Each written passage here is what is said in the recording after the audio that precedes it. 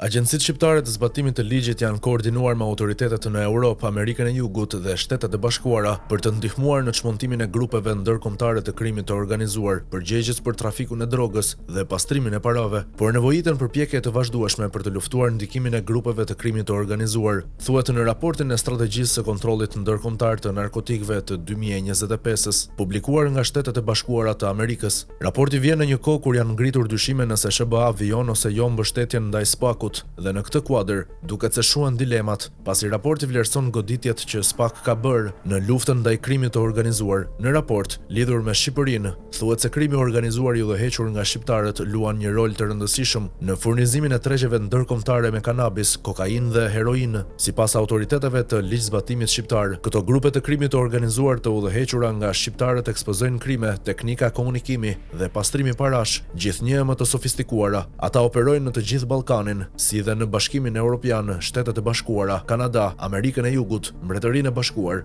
Emiratet e Bashkuara Arabe dhe në Turqi. Rrjetet kriminale shqiptare kanë qasje të drejtë për drejtë tek prodhimi i kokainës në Amerikën e Jugut dhe rrjetet e trafikimit që e sjellin kokainën në Evropë dhe Mbretërinë e Bashkuar. Ata përdorin ekonominë shqiptare, veçanërisht sektorin e ndërtimit, për të pastruar të ardhurat dhe kontribuojnë në korrupsion. Krimi i dhunshëm në Shqipëri përfshir vrasjet, shpesh lidhet me krimin e organizuar dhe gjyqtar, prokuror, polic, politikan, gazetar dhe aktivist janë subjekti i frikësimit. Thuhet në raport, Shqipëria merr pjesë në koalicionin global për të adresuar kërcënimet e drogave sintetike, por gjatë kësaj periudhe, zyrtarët nuk raportuan sekuestrimin e fentanilit ose drogave të tjera sintetike në sasi të konsiderueshme. Në vijim theksohet se prokurorët dhe agjencitë e zbatimit të ligjit shqiptar morën pjesë në ekipe hetimore të përbashkëta, të rëndësishme për kërkesat e antarësimit në BE. Këto dhe operacione të tjera shpesh të mbështetura nga këshilltarët e SBA-s dhe BE-s quan në shkatërimin e disa organizatave të rëndësishme të krimit të organizuar ndërkombëtar dhe trafikimit të drogës. Në vitin 2024, struktura e posaçme e prokurorisë kundër korrupsionit dhe krimit të organizuar, SPAK e Shqipërisë, mori pjesë në 35 ekipe hetimore të përbashkëta në vitin 2023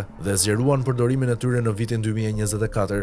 SPAK-u sekuestroi dhe konfiskoi dhe asete të rëndësishme, përfshirë pasuri të paluajtshme, automjete, biznese dhe para të thata. Në një shembull, SPAK-u dhe Policia e Shtetit Shqiptar u bashkërënduan me Eurojust, Europol dhe autoritetet e tjera duke patur si objektiv një grup të krimit të organizuar, të udhëhequr nga shqiptarët, që trafikonte kokainë dhe pastronte të ardhurat përmes kompanive që furnizonin fatura të rreme, me vlerë rreth $400 milion.